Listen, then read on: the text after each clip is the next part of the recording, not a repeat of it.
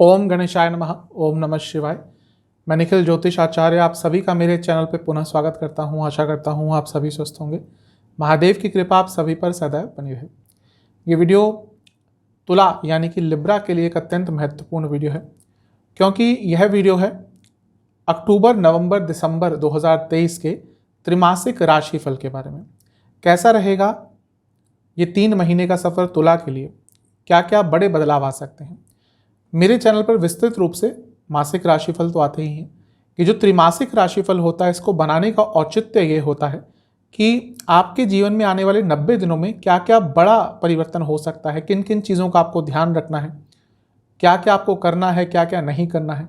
इन सब के बारे में आपको ज्योतिषीय रूप से अवगत कराया जाए ताकि जो लोग ज्योतिष में बिलीव करते हैं वो थोड़ा सा पहले ही अपने जीवन को प्री प्लान कर लें। और वैसे भी ये जो 3 महीने का कालखंड है, इसमें बहुत कुछ बदल रहा है। राहु केतु का राशि परिवर्तन होगा, शनि मार्गी हो जाएंगे, इसके साथ ही बुध उच्च के होंगे, मंगल स्वग्रही होंगे, शनि और मंगल की परस्पर दृष्टि पड़ेगी एक दूसरे पर, सूर्य और शनि पिता और पुत्र वो भी केंद्रादि योग में आ जाएंगे। तो बहुत कुछ बदलाव इस आने वाले 3 महीने के कालखंड में होने वाला है। और एक बहुत महत्वपूर्ण चीज़ अक्टूबर में भी होगी, वो होगा सूर्य ग्रहण। सूर्य ग्रहण का भी जीवन में बहुत प्रभाव पड़ता है। कहीं ना कहीं लंबे अरसे तक जिस भाव में सूर्य ग्रहण आपका पड़ता है या जिस भाव में सूर्य ग्रहण आपका लगता है, वो भाव कहीं ना कहीं अफेक्ट हो जाता है। तो इन 3 महीनों में क्या क्या बड़े बदलाव सकारात्मक एवं नकारात्मक आपके जीवन में आ सकते हैं, यही आधार होगा मेरे इस त्रिमासिक राशिफल का। अगर आपकी लग्न राशि या चंद्र राशि तुला है, दोनों ही गाइडेंस के लिए अवश्य इस राशिफल को देख सकते हैं। जैसा मैं हर बार कहता आया हूँ कि यदि आपको अपनी लग्न राशि पता है, वहाँ से आप ऑब्जर्व करेंगे, आपको बहुत रियल और वास्तविक रिजल्ट मिलेंगे। जिनको नहीं पता लग्न राशि, वो चंद्र राशि से भी ऑब्जर्व कर सकते हैं। तो शुरुआत करते हैं इस अत्यंत महत्वपूर्ण वीडियो का। शुरुआत करते हैं अक्टूबर के महीने के साथ। अक्टूबर का महीना तो बहुत बड़े और बहुत सारे बदलाव लेकर आ रहा है। कारण क्या है कि ये वो महीना है अक्टूबर 2023 जब बृहस्पति और शनि इनको छोड़ दिया जाए तो हर ग्रह का राशि परिवर्तन हो रहा है। ऐसा सामान्यतः नहीं होता। ऐसा इसलिए भी हुआ है कि अगस्त का महीना था जहाँ पे बहुत सारे ग्रह वक्री हो गए थे, तो अगस्त का महीना जीवन में उथल पुथल लेकर आया होगा। फिर सितंबर का महीना आया जहाँ पर केवल एक ग्रह का राशि परिवर्तन हुआ, तो वहाँ से जीवन में थोड़ी स्टेबिलिटी आई होगी या स्थिरता आई होगी। और फिर जो अक्टूबर का महीना आया, ये जीवन में फिर से चीज़ें आगे बढ़ेंगी, आपको अचीवमेंट्स प्राप्त होंगी, कई चीज़ों की प्राप्ति होगी, लाभ होगा। ऐसा इसलिए क्योंकि जब इतने सारे ग्रह राशि परिवर्तन करते हैं तो जीवन आगे ही बढ़ता है। इस महीने के जो शुरुआती 3 दिन हैं, 1, 2, 3, यहीं पर 3 ग्रह राशि परिवर्तन कर रहे हैं। पहली तारीख को बुध कर रहे हैं, दूसरी को शुक्र कर रहे हैं और तीसरी तारीख को मंगल का राशि परिवर्तन हो रहा है। और महीने के अंत में राहु और केतु का राशि परिवर्तन हो रहा है। तो इस महीने की शुरुआत कहीं ना कहीं राहु केतु से ही करेंगे। उनका 30 अक्टूबर को राशि परिवर्तन होगा, लेकिन वो कहीं ना कहीं जब किसी भाव को छोड़कर जाते हैं, किसी राशि को छोड़कर जाते हैं, तो भी प्रभाव देते हैं। और आपके लिए तो बहुत इंपॉर्टेंट हो जाता है क्योंकि केतु आपके लग्न में ही स्थापित है। तो केतु आपके लग्न को छोड़ने वाले हैं। केतु से ही स्टार्ट करते हैं। देखिए, केतु पिछले 1.5 साल से करीबन आपके लग्न में है। केतु का लग्न में आना जीवन को थोड़ा स्लो कर देता है। व्यक्ति को अकेला रहना पसंद आना शुरू हो जाता है। आध्यात्मिक बहुत होता है, व्यक्ति का जो नेचर होता है वो आध्यात्मिक बन जाता है। उसको स्पिरिचुअलिटी, मोक्ष, पूजा पाठ, इन सब चीज़ों में रुचि आने लग जाती है। और वही सब कहीं ना कहीं आपके साथ पिछले 1.5 साल में हो रहा होगा। लेकिन केतु लग्न में है तो सेहत भी थोड़ी सी खराब चलती होगी। पेट के रोग बहुत रहते होंगे, स्किन इन्फेक्शंस, दवाइयाँ खानी पड़ रही होंगी। ये सारा प्रभाव कहीं ना कहीं आपने पिछले 1.5 साल से झेला होगा। लेकिन अब केतु आपके लग्न को छोड़ने वाले हैं। ध्यान ये रखना है कि अक्टूबर में लग्न को नहीं छोड़ेंगे, छोड़ने वाले हैं, तो थोड़ा सा प्रभाव उनका अक्टूबर में कम दिखेगा। यानी कि इन सब चीज़ों में थोड़ा बहुत सुधार होगा, फिर भी थोड़ा सावधानी बरतनी पड़ेगी। क्यों, उसके बारे में थोड़ी देर में बताता हूँ। राहु की भी बात कर लेते हैं। राहु आपके सप्तम भाव में है और वो सप्तम को छोड़कर 6ठे घर में जाने वाले हैं, अपने स्थान से 12वें में। तो राहु सप्तम में पिछले लंबे अरसे से थे। मैरिड लाइफ में प्रॉब्लम्स आ रही होंगी, ट्रस्ट इश्यूज हुए होंगे, हो सकता है आपके लाइफ पार्टनर का मन भटका हो, कुछ चीज़ें ऐसी सामने आ गई हो जिससे आप उससे पहले परिचित नहीं थे।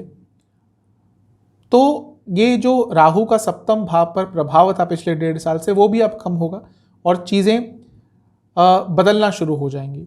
फिर भी मैंने कहा कि अभी इस 30 अक्टूबर तक राहु केतु का राशि परिवर्तन होगा नहीं, ये अभी भी उन्हीं भावों में है। और मैं ऐसा इसलिए कह रहा हूँ क्योंकि आपके लग्न में इस महीने यानी कि अक्टूबर में बहुत सारे ग्रहों का प्रवेश हो जाएगा। 3 तारीख को मंगल आ जाएंगे, मध्य भाग में सूर्य आ जाएंगे और उसके साथ ही उसके आसपास बुध भी आ जाएंगे। तो केतु के साथ कई ग्रहों का मिलन आपके लग्न में फिर से थोड़े समय के लिए आपके जीवन को थोड़ा अव्यवस्थित कर सकता है। मंगल आएंगे 3 तारीख को, तो क्या बनेगा? अंगारक योग। जब भी मंगल का राहु या केतु के साथ मिलन होता है तो बनता है अंगारक योग। और क्योंकि मंगल आपके लिए सप्तम और दूसरे घर के स्वामी हैं, तो कहीं ना कहीं धन के संबंध में ये अच्छा हो सकता है। लेकिन अंगारक योग का लग्न में बनना यानी कि व्यक्ति की सेहत पुनः बिगड़ेगी अचानक से और गुस्सा बहुत आएगा। ये वो समय है जब आप अपने गुस्से के कारण या गुस्से पर कंट्रोल ना कर पाने के कारण अपना ही नुकसान कर बैठेंगे। तो आपको थोड़ा सा इस पूरे महीने अपने गुस्से पर नियंत्रण रखना है जब तक केतु आपके लग्न को छोड़ नहीं देते। और इसके साथ महीने के मध्य भाग में क्या होगा कि सूर्य आपके लग्न में आकर क्या हो जाएंगे? नीच के हो जाएंगे।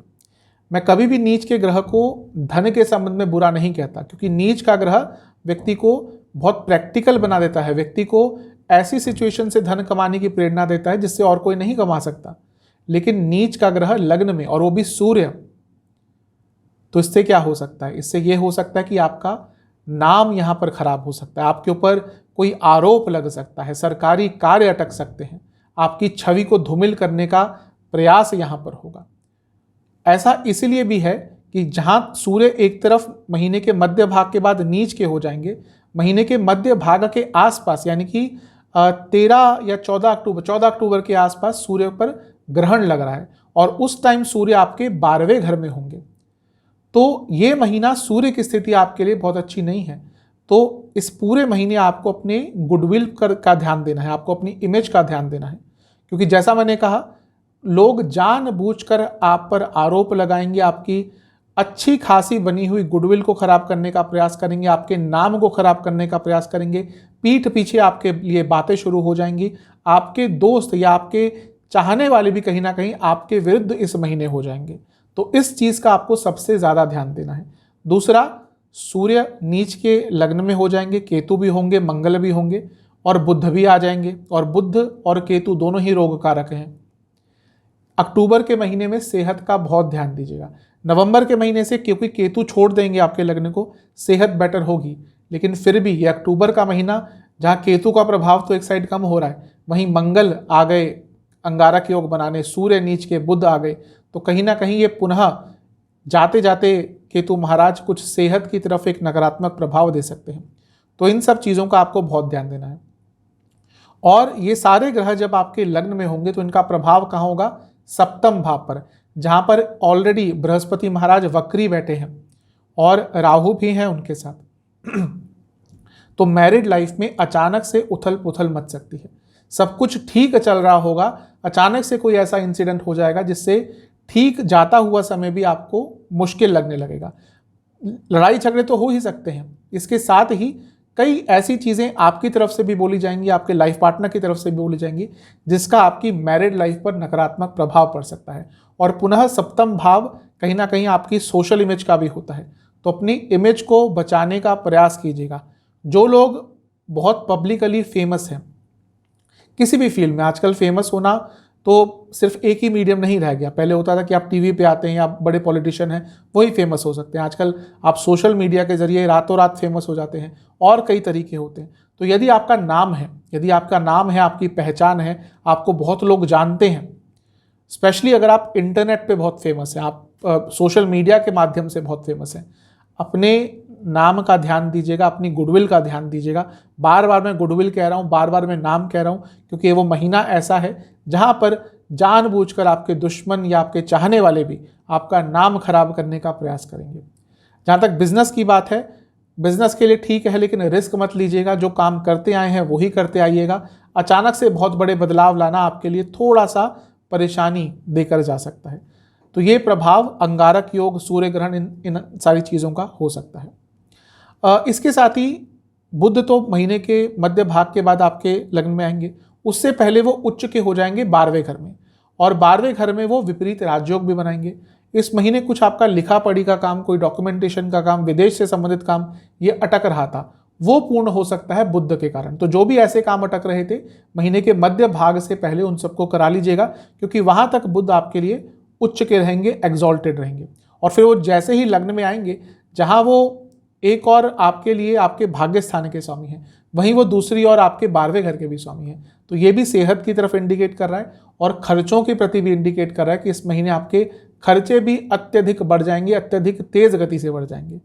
तो मैं यही कहूँगा कि अक्टूबर के बाद तुला के लिए कई चीज़ें ठीक होना शुरू हो जाएंगी, लेकिन अक्टूबर का महीना फिर भी थोड़ा सा संवेदनशील है। वो कहते हैं ना कि हाथी निकल गया बस पूंछ रहेगी, और कभी कभी वो पूंछ ही व्यक्ति को तंग कर देती है। तो आपके साथ भी वही है कि केतु छोड़ने वाले हैं जहाँ एक और लग्न को, वहीं ये जो अंतिम महीना था केतु का, वहाँ पे इतना कुछ हो गया। तो थोड़ा सा ध्यान आपको ज़्यादा अवश्य देना है। इस महीने शुक्र और शनि का आमना सामना भी होगा, क्योंकि शुक्र का राशि परिवर्तन 2 तारीख को होगा और वो आपके लाभ स्थान में चले जाएंगे। उनका लाभ स्थान में जाना अच्छा है, लग्न के स्वामी है, लेकिन वो शनिदेव के आमने के साथ सामने आ जाएंगे, यानी कि समसप्तक योग बन जाएगा। अब ये दोनों ही ग्रह आपस में मित्र ग्रह हैं, लेकिन दोनों की पर्सनैलिटी बहुत अलग है। क्योंकि शुक्र जहाँ एक अबंडेंस के ग्रह हैं, शुक्र ऐशो आराम के ग्रह हैं, शुक्र को लग्जरीज पसंद है। जिसका शुक्र बहुत बली होता है, कुंडली देखते ही मैं कह देता हूँ कि भाई इस व्यक्ति का लाइफस्टाइल बहुत बड़ा है, बहुत महंगा है, क्योंकि उनको छोटी मोटी चीज़ें, महंगी सस्ती चीज़ें पसंद नहीं आती। शुक्र क्या है, ब्रांडेड चीज़ें हैं, शुक्र महंगी चीज़ें हैं। तो शुक्र का ये स्वभाव है। शनि का स्वभाव एकदम उल्टा है, उसको आइसोलेशन पसंद है, उसको वो थोड़ा कंजूस है, वो कम बोलता है, लोगों का ज़्यादा साथ नहीं पसंद उसको। लेकिन शुक्र को अट्रैक्शन पसंद है, शुक्र को अटेंशन पसंद है। फिर भी ये दोनों ग्रह मित्र हैं और एक दूसरे के जब आमने सामने आते हैं तो व्यक्ति को अपने कंफर्ट जोन से निकलने की मदद करते हैं। और यहाँ पे क्योंकि पंचम और लाभ स्थान का इन्वॉल्वमेंट हो जाएगा, तो धन प्राप्ति के लिए अच्छा ये हो सकता है। आप कुछ ऐसे निर्णय ले सकते हैं जो आपके लिए थोड़े अलग अवश्य होंगे, लेकिन आपको इनकम वाइज वो चीज़ें मदद कर सकती हैं। तो ये भी एक आपकी अच्छी चीज़ है, आपके लिए अच्छी चीज़ है। बृहस्पति इस महीने अति वक्र होंगे। 4 सितंबर को वक्री हो गए थे, इस महीने अति वक्र हो जाएंगे। अति वक्र मतलब ग्रहों की अलग अलग चाल बताई गई है, पहले भी मैं मेंशन कर चुका हूँ इस चीज़ को कि मार्गी, अति मार्गी, चारी, अतिचारी, वक्री, अति वक्र, स्थिर। तो ऐसे ही जब पीछे जाते जाते वक्री रहते हुए जब वो बहुत तेज़ गति से पीछे भागते हैं, उसको अति वक्र कहते हैं। अब क्योंकि सप्तम भाव में है, पुनः मैरिड लाइफ के लिए कहूँगा ये महीना थोड़ा कष्टकारी और हो सकता है। मैं यही कहूँगा कि अगर आपकी मैरिड लाइफ में बहुत प्रॉब्लम्स आ रही हैं, ये अक्टूबर का महीना थोड़ा धैर्य से निकाल दीजिए। उसके बाद नवंबर से चीज़ें थोड़ी बहुत बेटर आपके लिए होना शुरू हो जाएंगी। लेकिन ये अक्टूबर का महीना ऐसा है जहाँ चीज़ें इवन डाइवोर्स तक जा सकती हैं। तो अक्टूबर के महीने में आपको मैरिड लाइफ को लेकर बहुत धैर्य ज़्यादा दिखाना अवश्य है। सेहत की बात कर लेते हैं। सेहत के हिसाब से देखिए, मैंने आपको आगाह कर ही दिया है, क्योंकि इतने सारे ग्रहों का लग्न में आना होगा। केतु तो होंगे ही, नीच के सूर्य, अंगारक योग, मंगल, बुध 12वें घर के स्वामी और रोग कारक। तो इस महीने आपको पेट की प्रॉब्लम, स्किन डिसऑर्डर, बीपी के इशू, हड्डियों की प्रॉब्लम, ये सब ज़्यादा तंग करने वाली है। कोई लाइफस्टाइल डिसऑर्डर है आपको तो उसके कारण परेशानी और ज़्यादा होगी। अब बात करते हैं नवंबर की। नवंबर का महीना भी आपके लिए बहुत बड़े बड़े बदलाव लेकर आने वाला है। कारण क्या है कि ये जो नवंबर का महीना है, यहाँ पर राहु केतु का सबसे ज़्यादा प्रभाव आपके जीवन में आएगा। जो बदलाव है उनका, उसका प्रभाव यहाँ से आना शुरू होगा। क्यों? क्योंकि 30 अक्टूबर को उनका राशि परिवर्तन हुआ था। तो क्योंकि एकदम महीने का अंत था, तो प्रभाव नवंबर से ही स्पष्ट रूप से दिखना शुरू हो जाएगा। केतु आपके 12वें घर में आ जाएंगे, क्योंकि उल्टा चलते हैं।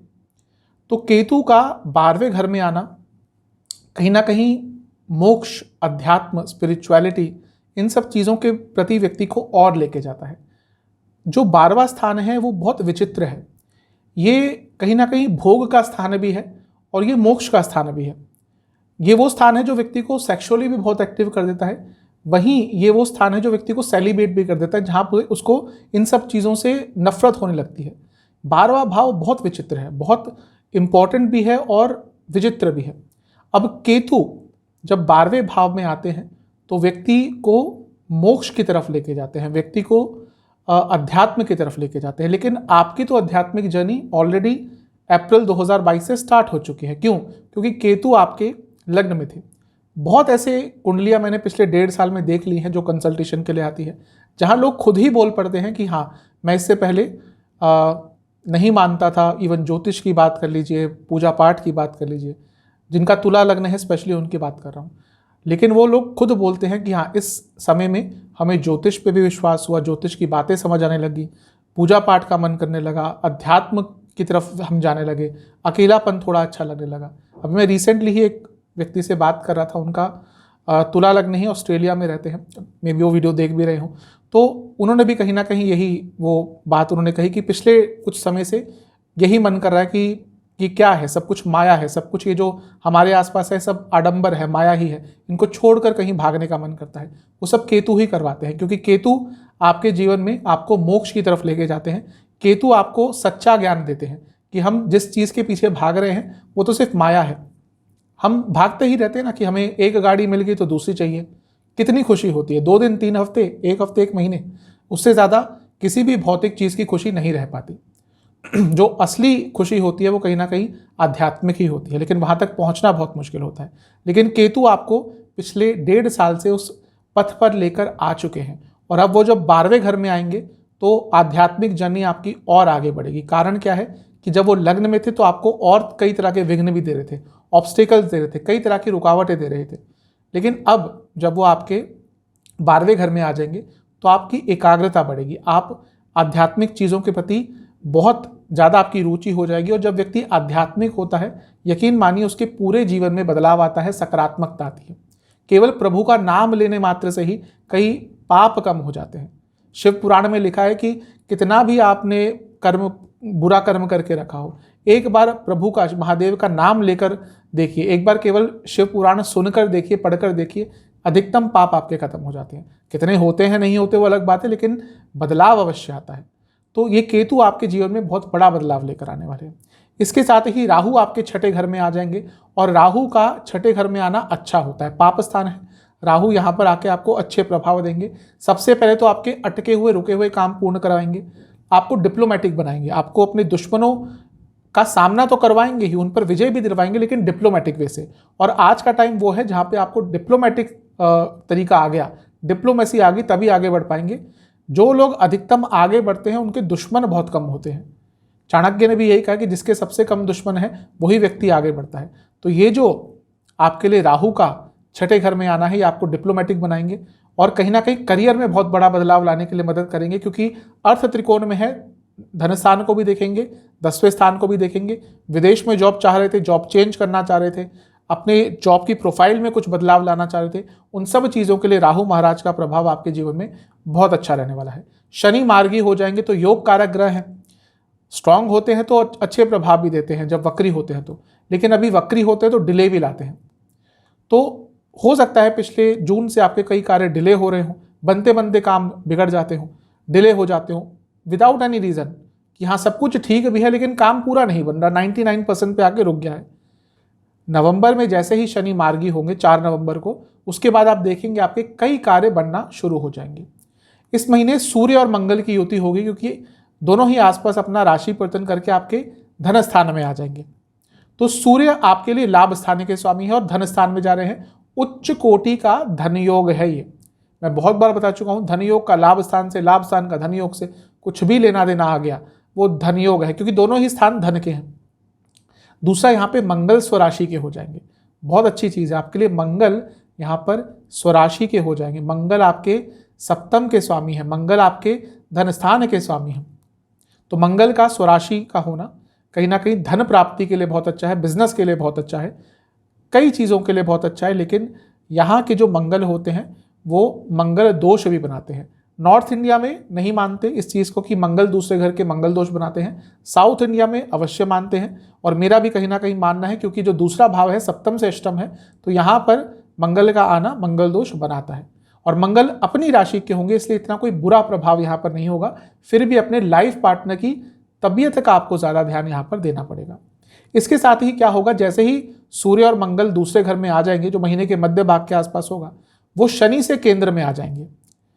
सूर्य और शनि का केंद्र में आना अटके हुए काम, स्पेशली सरकारी कार्य, डॉक्यूमेंट का कोई कार्य, अथॉरिटेटिव नहीं, किसी अथॉरिटी से कुछ कार्य जो अटक गया था, कई बार अथॉरिटी से हमें लेना देना पड़ जाता है, म्यूनिसिपल जो होती है लोकल, या कोई और अथॉरिटी होती है, तो वो कोई आपका कार्य अटक रहा था, पूर्ण हो सकता है। आपके बच्चों को कई प्रकार के लाभ नवंबर के महीने में मिल सकते हैं। और इसके साथ ही मंगल भी जब यहाँ पर आएंगे तो मंगल और शनि परस्पर केंद्र में आ जाएंगे और परस्पर दृष्टि भी डालेंगे एक दूसरे पर, क्योंकि मंगल अपनी चौथी दृष्टि से और शनि अपनी 10वीं दृष्टि से मंगल को देखेंगे। मंगल शनि को देखेंगे, शनि मंगल को देखेंगे। ये जब होता है तो देखना पड़ता है कि दोनों ग्रहों का क्या रोल है कुंडली में। तो क्योंकि आपके लिए शनि योग कारक है, मंगल धन स्थान के स्वामी है, तो धन प्राप्ति के लिए दोनों ही ग्रह आपकी मदद करेंगे। लेकिन ऐसे में गुस्सा बहुत आता है, तो पंचम भाव पर प्रभाव है, कुटुंब स्थान पर प्रभाव है, रिलेशनशिप में गुस्से के कारण प्रॉब्लम आ सकती है, और घर में भी गुस्से के कारण, वाणी के कारण प्रॉब्लम्स नवंबर के महीने में बढ़ सकती है। तो इन सब चीज़ों का आपको अत्यंत ध्यान देना है। बुध महाराज इस महीने 2 बार राशि परिवर्तन कर लेंगे, तो पहले वो वृश्चिक में आएंगे महीने के शुरुआती भाग में कहीं ना कहीं, और उसके बाद वो धनु में आ जाएंगे, क्योंकि वो आपके भाग्य स्थान के स्वामी है, धन स्थान और तीसरे घर में उनका गोचर कहीं ना कहीं आपके जीवन में अच्छा प्रभाव ही लेकर आएगा। चलते हैं दिसंबर के महीने की तरफ। दिसंबर का महीना साल का अंतिम महीना, कहीं ना कहीं यहाँ पर भी आपके जीवन में कुछ सकारात्मक बदलाव ज़्यादा दिख रहे हैं। इस महीने की सबसे विशेष चीज़ ये होगी कि बृहस्पति इस महीने मार्गी हो जाएंगे, होंगे साल के अंतिम दिन में, यानी कि 31 दिसंबर को, लेकिन प्रभाव कहीं ना कहीं थोड़ा उनका पहले ही दिखना शुरू हो जाता है। मैं पहले ही बता चुका हूँ, ऐसा नहीं होता कि ग्रह एक दिन उठकर वक्री हो जाएगा, एक दिन उठकर मार्गी हो जाएगा। पहले स्पीड में बदलाव आता है। वो स्पीड कैसे तय होती है? सूर्य से दूरी पर। तो सूर्य से एक पर्टिकुलर दूरी आना जब शुरू हो जाती है तो वहाँ पर ग्रह वक्री होता है, फिर एक पर्टिकुलर डिग्री पर वो पुनः स्टेबल होता है, फिर मार्गी हो जाता है। तो ये जो महीना है आपका दिसंबर का, यहाँ पे बृहस्पति थोड़ा स्टेबल होंगे, फिर अंत में मार्गी हो जाएंगे। बृहस्पति वक्री होते हैं, कोई भी ग्रह वक्री होता है, फॉर दैट सेक वो स्ट्रांग हो जाता है। अब बृहस्पति आपके लिए जहाँ तीसरे घर के स्वामी हैं, केंद्र में बैठे हैं, तो उनका स्ट्रांग होना आपके लिए अच्छा प्रभाव भी देगा, क्योंकि वो लग्न को देख रहे थे, अपने आप में शुभ ग्रह हैं, धन के कारक, भाग्य के कारक हैं। लेकिन उनका एक और स्वामित्व है, वो नहीं भूल सकते, वो है छठे घर का स्वामित्व। तो छठे घर का स्वामित्व कहीं ना कहीं रोग भी देता है। छठे घर का स्वामित्व कभी कभी चीज़ों में रुकावटें भी लाता है, और छठे घर का स्वामित्व आपके दुश्मनों को भी बढ़ाता है, और छठे घर का स्वामित्व कहीं ना कहीं व्यक्ति को चिंताओं में भी डाल देता है। सितंबर, अक्टूबर, नवंबर, ये ऐसे महीने रहेंगे आपके लिए जहाँ पर आप बहुत चिंतित रहा करेंगे विदाउट एनी पर्टिकुलर रीज़न। पैसा भी आ रहा होगा, इनकम भी बढ़ रही होगी, सब कुछ ठीक भी हो रहा होगा, लेकिन चिंतित तो आप रहेंगे। कोई ना भी कारण होगा चिंता होने का, तो आप खुद चिंता ढूंढेंगे। आप यकीन मानिए, दिसंबर के महीने में अगर आप देखेंगे मेरी वीडियो, उस टाइम पर थोड़ा सा सोचेंगे पिछले टाइम के बारे में, आप खुद सोचेंगे मैं क्यों इन सब चीज़ों को लेकर चिंतित था या चिंतित थी, क्योंकि वो छठे घर के स्वामी है, तो व्यक्ति के अंदर व्यर्थ की चिंताएं लाते ही हैं। लेकिन जैसे वो पुनः मार्गी होने की तरफ जाएंगे तो चीज़ें ठीक होंगी। इसके साथ ही अगर विवाह में भी कुछ कलह कलेश चल रहे थे, अब बृहस्पति देखिए चीज़ों को मैनेज करते हैं, तो जब मार्गी होना शुरू हो जाएंगे तो वैवाहिक संबंधों में भी जो दूरियां, जो कड़वाहट, जो कटाक्ष, जो सब कुछ प्रॉब्लमेटिक चल रहा था, उसको ठीक करना शुरू कर देंगे। बृहस्पति मैनेज करते हैं। मैं ये नहीं कह रहा कि एकदम सब कुछ ठीक हो जाएगा, लेकिन मैनेज करते हैं, धीरे धीरे करके मैनेज करके चीज़ें ठीक होने की तरफ अग्रसर हो जाएंगी। तो ये बृहस्पति का प्रभाव है। एक और बहुत महत्वपूर्ण चीज़ होगी कि यहाँ पर सूर्य और बृहस्पति का नवपंचम योग बन जाएगा। नवपंचम कब बनता है? जब दोनों ग्रह, कोई भी दो ग्रह एक दूसरे से त्रिकोण में आते हैं। तो यहाँ पर सूर्य जब आपके तीसरे भाव में आ जाएंगे महीने के मध्य भाग में, तो वो धनु राशि में आएंगे और बृहस्पति से नवम में होंगे। और यहाँ पर बृहस्पति के साथ नवपंचम योग किसी भी ग्रह का बहुत महत्वपूर्ण होता है, क्योंकि बृहस्पति की जो 3 दृष्टियाँ होती हैं उनमें से एक 5वें पे होती है, एक 9वें पे होती है। इसलिए बृहस्पति का प्रभाव अपने त्रिकोण स्थान पर सबसे ज़्यादा होता है। तो जैसे ही सूर्य आएंगे तीसरे घर में, और सूर्य आपके लाभ स्थान के स्वामी है, और बृहस्पति आपके सप्तम में बैठे हैं, बिजनेस में इजाफा होगा। जो जैसा मैंने कहा अक्टूबर के महीने में आपका नाम खराब करने का प्रयास होगा, उन चीज़ों को आप दोबारा ठीक कर पाएंगे, आपकी पॉपुलैरिटी पुनः बढ़ेगी और कहीं ना कहीं कई तरह की इच्छाएं भी आपकी पूरी होंगी और भाग्य भी साथ देगा आपको लाभ अर्जित करने के लिए, क्योंकि लाभ स्थान के स्वामी को बृहस्पति अपनी नवी दृष्टि से, भाग्य की दृष्टि से देख रहे हैं और बृहस्पति जिस भाव को देख रहे हैं वो बृहस्पति का ही भाव है, धनु राशि। तो ये भी आपके लिए बहुत अच्छा है। थोड़ा सा ध्यान आपको इस महीने ये देना है कि सूर्य और बुध की भी युति हो रही है, जिसको बुध आदित्य योग बोलते हैं। लेकिन इस महीने के जो बुध है वो वक्री होंगे। बुध क्या है? बुध बुद्धि के कारक हैं। कंफ्यूजन क्या होती है लोगों के बीच में कि बुध को ज्ञान का कारक कहते हैं। देखिए, हर ग्रह अपनी तरह का ज्ञान देता है, लेकिन ज्ञान का कारक या ज्ञान के कारक दो ग्रह हैं जो आपको वास्तविक ज्ञान देते हैं, वो है बृहस्पति और केतु। बुध बुद्धिमत्ता के कारक है। आप कितनी जल्दी चीज़ों को समझ जाते हैं, आप कितनी जल्दी चीज़ों को रिटेन कर लेते हैं। मैथमेटिक्स जिनका बहुत अच्छा है, बुध बहुत अच्छे होते हैं उनके। लेकिन जब वो वक्री होते हैं तो सोचने की क्षमता पर प्रभाव डालते हैं, बुद्धिमत्ता पर प्रभाव डालते हैं। तो जब वो वक्री हो जाएंगे दिसंबर के महीने में, 13 दिसंबर के आसपास, और कुछ दिनों बाद सूर्य से युति होगी और सूर्य लाभ स्थान के स्वामी और त्रिकोण यानी तीसरे भाव में ये युति हो रही है। तो ये जो स्थान है ये इच्छाओं के स्थान है। तो यहाँ पर अपनी इच्छाओं को पूरी करने के चक्कर में ऐसा कोई निर्णय ले सकते हैं जो आपको नुकसान देगा। तो अपनी इच्छाओं पर आपको इस महीने के मध्य भाग के आसपास से बहुत ज़्यादा ध्यान अवश्य देना है। इस महीने की बहुत विशेष चीज़ ये होगी कि बृहस्पति और शुक्र आमने सामने आ जाएंगे। वैसे शुक्र का राशि परिवर्तन 30 नवंबर को हो जाएगा, लेकिन क्योंकि वो एकदम महीने का अंत है तो प्रभाव दिसंबर से आएगा। शुक्र और बृहस्पति दोनों ही सबसे अत्यंत शुभ ग्रह हैं। नैसर्गिक शुभ ग्रह जो ज्योतिष में कहे हैं सिर्फ दो हैं, शुक्र और बृहस्पति। तो जब भी इन दोनों का आमना सामना होता है या साथ में बैठते हैं तो दोनों में एक होड़ सी लग जाती है कि कौन ज़्यादा अच्छा करेगा, कौन ज़्यादा अच्छा प्रभाव देगा। और क्योंकि शुक्र लग्न के स्वामी हैं आपके, तो ये प्रभाव आपके जीवन में कोई बहुत अच्छा बदलाव, बहुत शुभ बदलाव साल के अंतिम महीने में लेकर आ सकता है। तो तुला वालों को यही कहूँगा कि साल के अंत तक आते आते आपके जीवन में कोई बहुत गुड न्यूज़, कोई बहुत अच्छी न्यूज़ आ सकती है। और विवाह के लिए तो अत्यंत शुभ योग है ये, अत्यंत शुभ योग। कारण क्या है कि शुक्र लग्न में होंगे और बृहस्पति सप्तम में होंगे और मार्गी होने वाले होंगे बृहस्पति। शुक्र विवाह के कारक है, बृहस्पति कहीं ना कहीं सप्तम में आते हैं, सप्तम को देखते हैं तो विवाह में जो प्रॉब्लम्स आ रही होती हैं उनको दूर करते हैं। और शुक्र सप्तम को देखेंगे भी, तो विवाह के लिए जो महीना है दिसंबर का, अगर तुला वालों का विवाह नहीं हो रहा था तो दिसंबर से अच्छा महीना आपको नहीं मिलने वाला। प्रयास करेंगे आपकी जो भी बाधाएं इन सब चीज़ों में आ रही थी वो दूर हो जाएंगी। इस महीने एक और चीज़ का आपको ध्यान रखना है कि बुध पतित हो जाएंगे। पतित क्या होता है? ग्रह पिछली राशि में गिर जाता है और बुध आपके लिए जब वो पतित होंगे महीने के अंत में, वो धन स्थान में होंगे और कुटुंब स्थान में होंगे, यानी कि दूसरा भाव। तो महीने के अंतिम भाग में थोड़ा लड़ाई झगड़ा घर में हो सकता है, वाणी में थोड़ी कड़वाहट भी आ सकती है, अनक्लैरिटी भी आ सकती है और कोई गलत फाइनेंशियल निर्णय आप ले सकते हैं। तो दिसंबर के अंतिम भाग में कोई भी बड़ा फाइनेंशियल निर्णय ना ले, कोई भी डॉक्यूमेंट साइन ना करें, कुछ भी ऐसा ना करें जहाँ पे अनक्लैरिटी है, वरना कहीं ना कहीं फंस सकते हैं। महीने के अंत में ही यानी कि साल के अंत में ही मंगल भी आपके तीसरे घर में आ जाएंगे और तीसरा घर मंगल का बहुत अच्छा होता है। तो कहीं ना कहीं मंगल भी आपको साल के अंत तक आते आते कोई अच्छी न्यूज़ दे सकते हैं। सेहत की बात करें तो इस महीने आपको गले की प्रॉब्लम, आंखों की प्रॉब्लम, दांतों की प्रॉब्लम, लिवर की प्रॉब्लम, पेट की प्रॉब्लम और इंटेस्टाइन से जुड़ी प्रॉब्लम्स काफ़ी तंग करने वाली है। अब उपाय की बात करते हैं। ये उपाय आपको एक ही बार करना है, यानी कि एक ही दिन करना है। कब करना है? अक्टूबर के पहले शुक्रवार को कर सकते हैं, नहीं तो जब भी वीडियो देखें उसके अगले शुक्रवार को इस उपाय को आप कर सकते हैं। सबसे पहले आपको कुछ खाने की वस्तुओं का दान करना है। कहाँ करना है? किसी मंदिर में भी कर सकते हैं या फिर किसी ऐसी जगह पर जहाँ पे आपको लगता है कि उसका सदुपयोग होगा। क्या क्या दान में देना है? तिल का तेल, घी और चीनी और चावल। कितना देना है ये आपके ऊपर है, या आपकी क्षमता, आपकी इच्छा के ऊपर है। दूसरा, आपको किसी भी दुर्गा जी के मंदिर में या फिर लक्ष्मी जी के किसी भी देवी मंदिर में जाकर 2 तरह की मिठाइयाँ और 2 तरह के फल उनका भोग लगाना है माता को, और 2 घी के दिए भी अर्पण करने हैं।